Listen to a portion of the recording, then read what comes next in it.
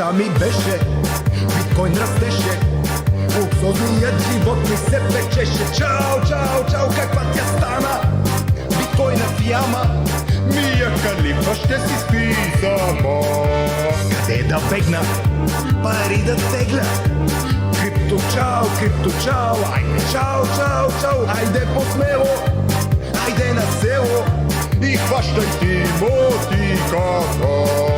Ало, тате, какво правиш? Може да ми прачиш пак малко парички? Инвеститор съм, бе, тате, нали трябва да ги инвестирам някъде? Биткоин. Да инвестирам и да кеширам. Ми беше в плана крипто чао, айде чао, чао, чао, после в Дубай. С Васко знай, щяхме да правиме парти. Но какво стана? Беля голяма.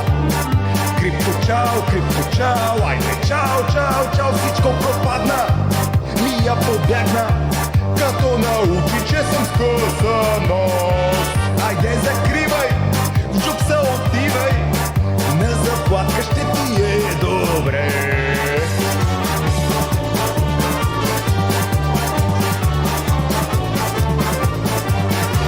Че ти не мисли, че следват кризи, като парите в крипто си наби.